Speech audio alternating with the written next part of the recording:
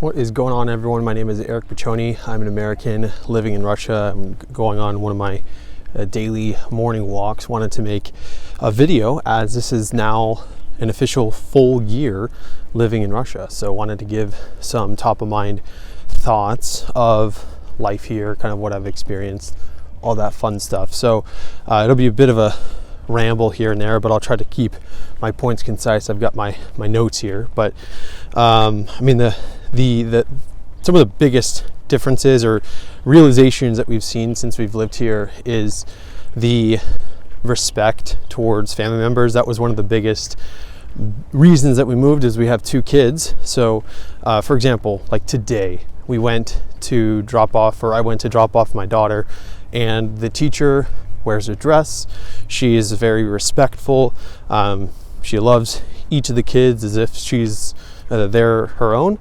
And the boys dress like boys, the girls dress like girls. Like my daughter will wear a princess dress and a tiara, and she's 3.5. But it's just cool to see the teaching style teach the kids like they're boys and girls. It's not this confusing gender identity stuff, but you also have this priority on, again, traditional values, family values, all that stuff.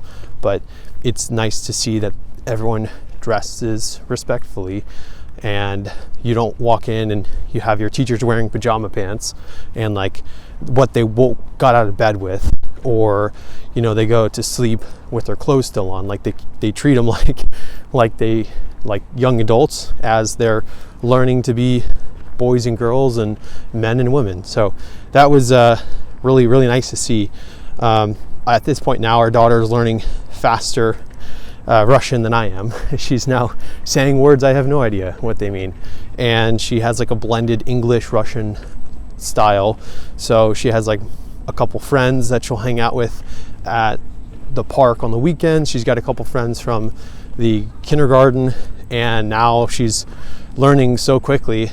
And it's funny because she'll try to like teach me something in Russian. She'll like break it down, but she says it with like a cute little English accent. She'll be like, "Пожалуйста, папа, скажи, пожалуйста." So it's funny to like hear her try to teach me stuff now. So that's where we're at. And now I'm now being taught by my 3.5-year-old daughter. So at this point, like, my wife and I have built really good relationships with a couple neighbors in the area. We've built like a little community now. It's really cool because we have a couple friends we'll go on walks with, or family members that'll come over. Again, we live like 5 minutes away from family, so they'll come over, they'll bring cake, we'll have tea and just like hang out as a family. I've been invited to a couple English speaking clubs. I've been very grateful for that.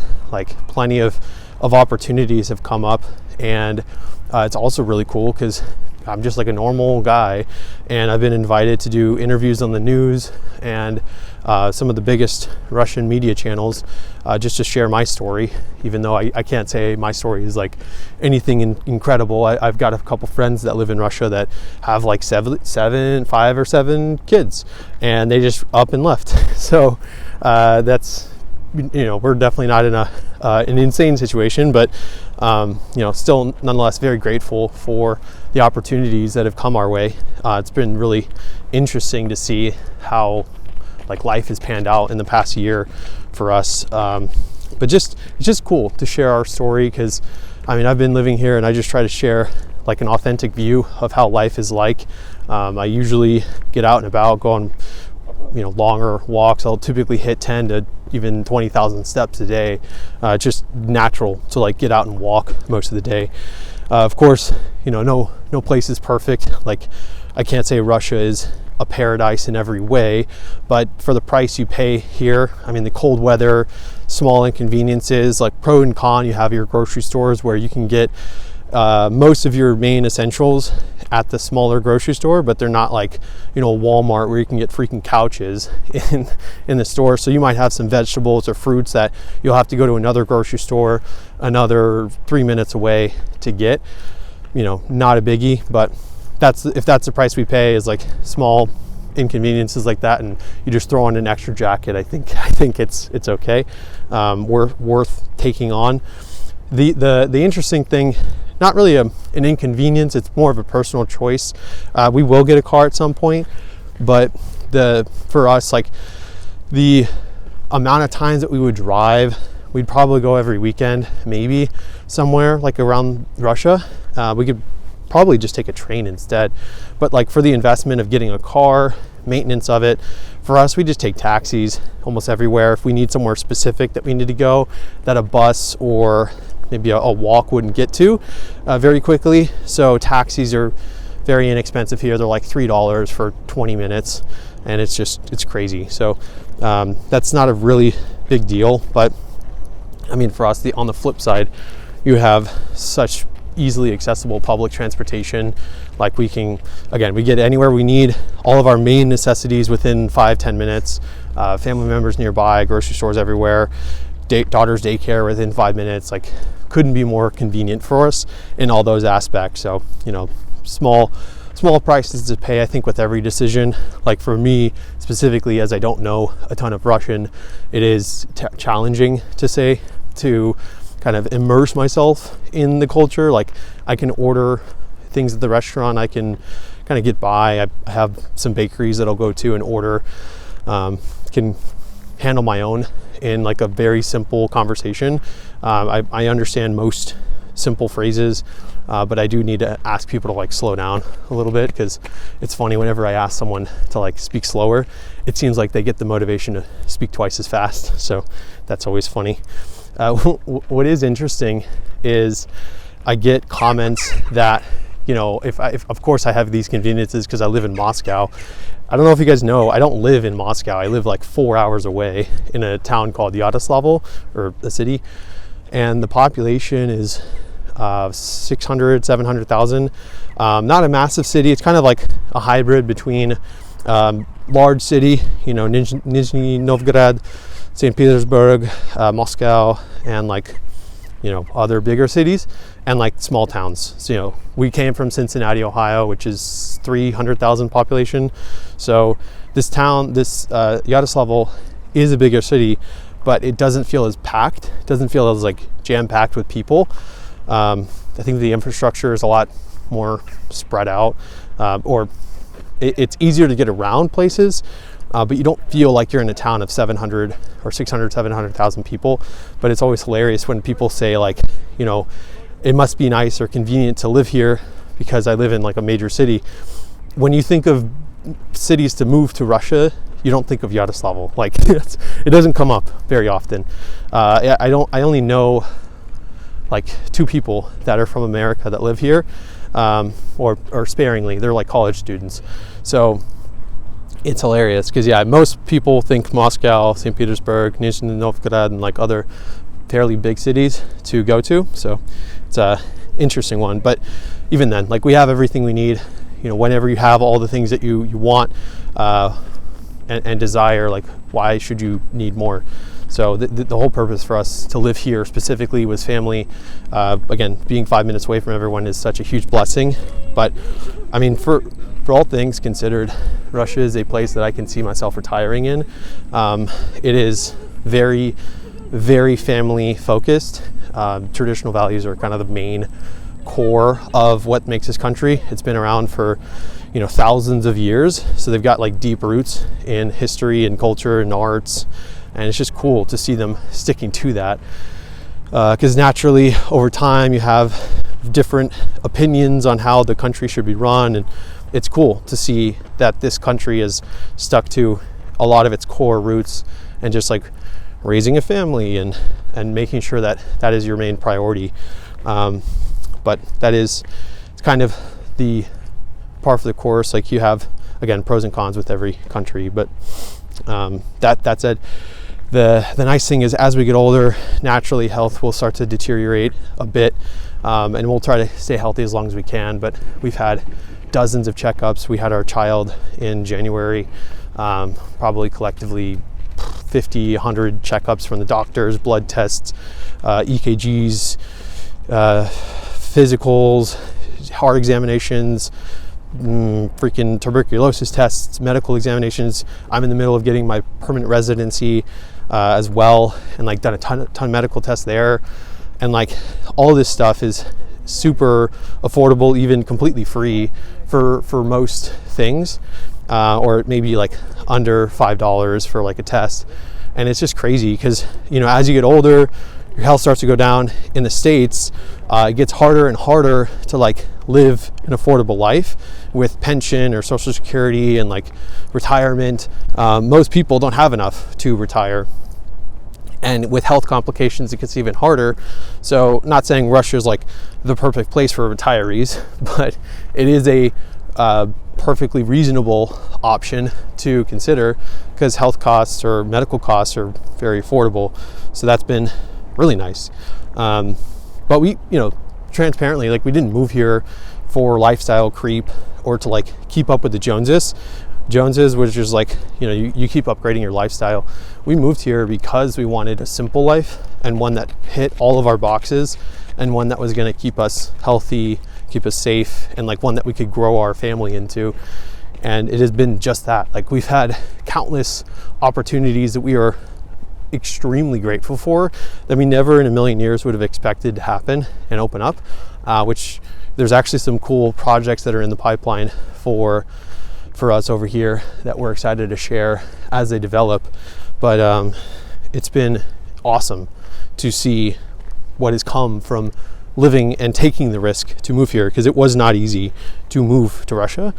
But man, it has changed so many things that we never would have thought of. Like crazy what's happened in the last 5 years. Like we've moved to 2 different states and now out of the country in 5 years. So can't even imagine what 5 years from now will look like. It's going to be interesting. But, you know, that said, since living here, I do miss my family a ton. Like I've seen them twice since we went, since 2024. One time for the holidays, and then another when we were packing up all of our stuff from Ohio and leaving for good and selling our property. My dad came into town, so that was nice.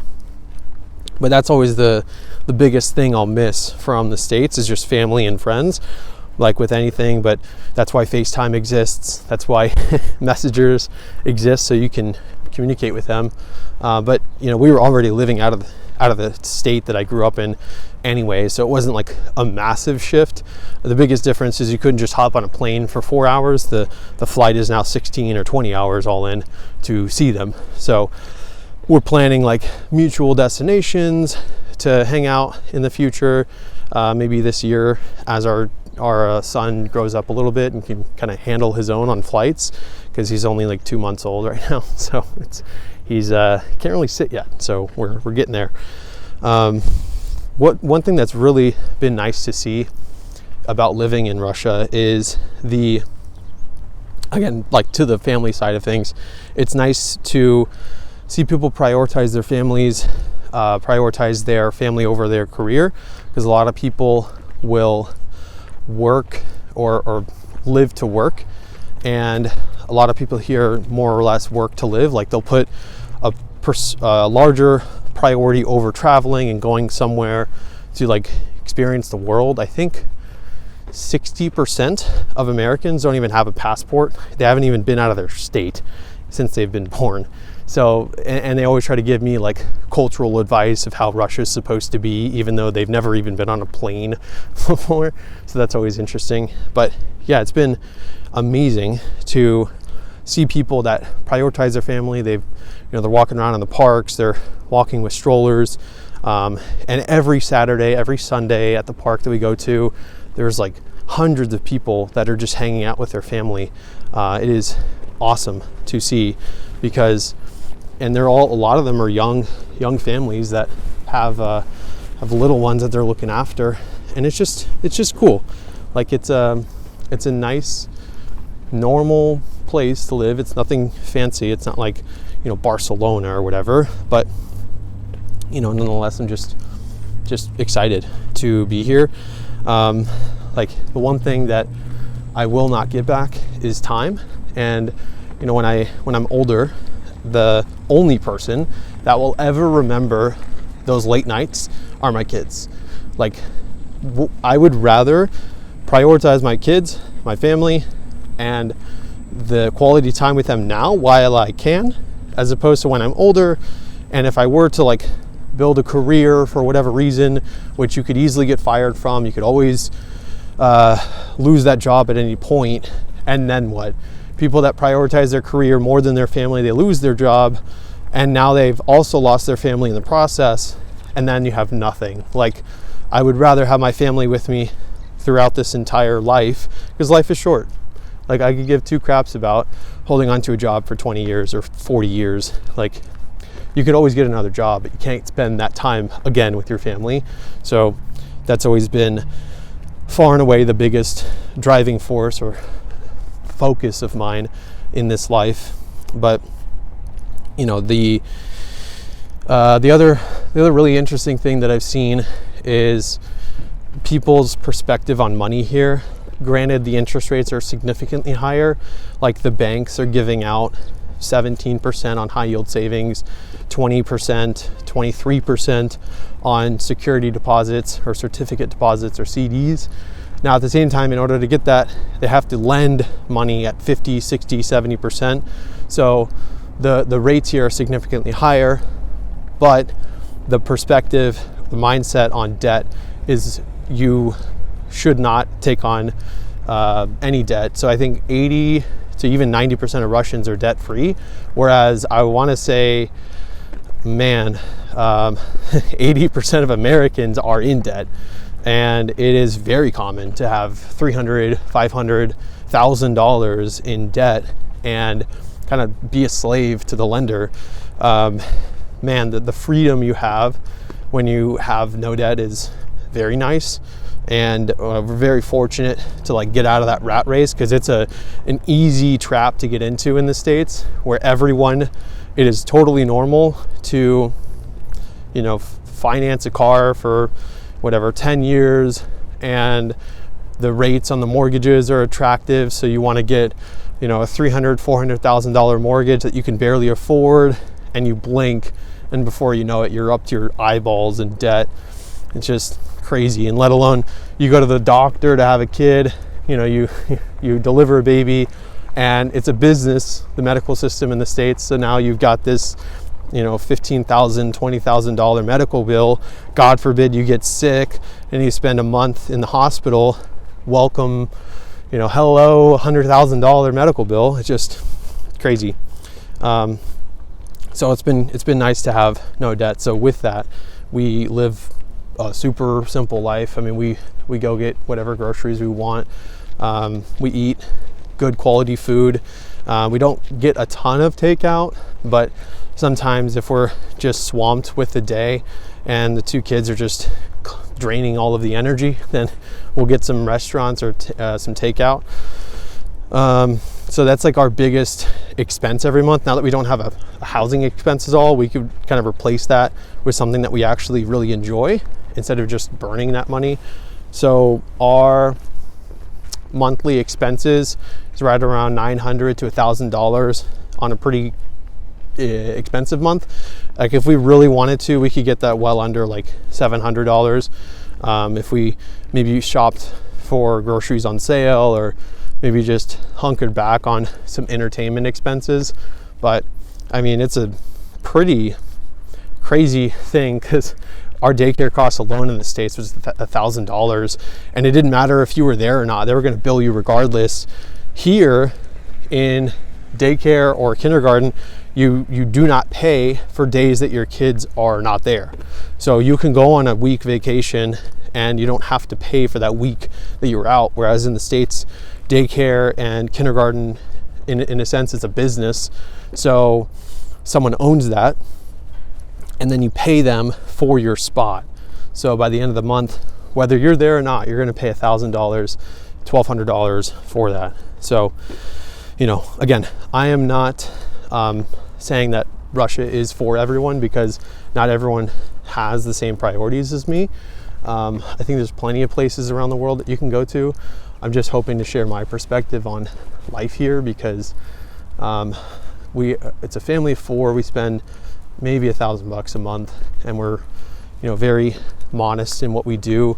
But I think for people that want to raise a family, are looking for just like a simple way of life, potentially a place where you just want to change and are looking for something more simple, maybe want to be around people that see art and culture and want to live a similar life around traditional values, I think it makes a lot of sense.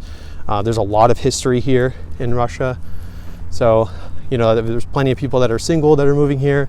It's a significantly more challenging process when you're single, but I think if the motives are there, it's very easy and more or less straightforward to start the process to move here. With all the decrees and the presidential orders, it's getting easier and easier for families to move here, which is awesome because the people that come here for the right reasons are very welcomed. The people in Russia are very hospitable. They will graciously welcome you with open arms, and it's just a breath of fresh air. Like in the year I've been here, of course there's been challenges, but I have genuinely never been happier because all of our base necessities have been met, and at that point, what more do you need? So very, very thankful for the time here. I think if for anyone that's out here, if you could at least keep an open mind of potential countries to come to, Russia could very well be at the top of your list, especially if you have a family. I think there's a lot of benefits to coming. At the same time, again, just there's not nearly as many dangerous things that are out here. We saw another school shooting last week in the States, and it's just such a tragic thing because it's so common. I think there's like 80 or 100 school shootings a year. I haven't even considered that here. Like, we drop our child off at school, we know we're going to get her back at the end of the day, whereas in the States there was that thought in the back of our head that we don't actually know if we're going to get our kid back. So if you're considering an alternative, America or the States is not number one in all categories. They're like number 30 or 50 in education.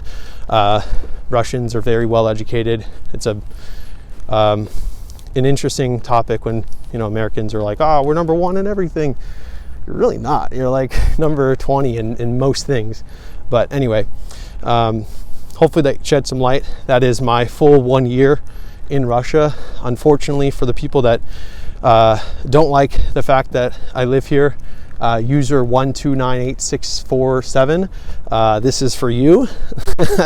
I'm sorry to disappoint that I'm actually happy here, but hopefully, maybe in year 2, maybe in year 5, eventually, your dreams will come true. But at this point, man, I'm happier than I've ever been. But thank you guys for watching. If you haven't already, please subscribe. I got some links in the description to my Substack and Telegram. I joined that if you want to stay in the loop of updates and just like things I'm working on. But thank you so much for watching. Comment, like, subscribe, hit all those bells, notifications, do all that stuff, press some buttons, and I'll see you soon. Bye-bye.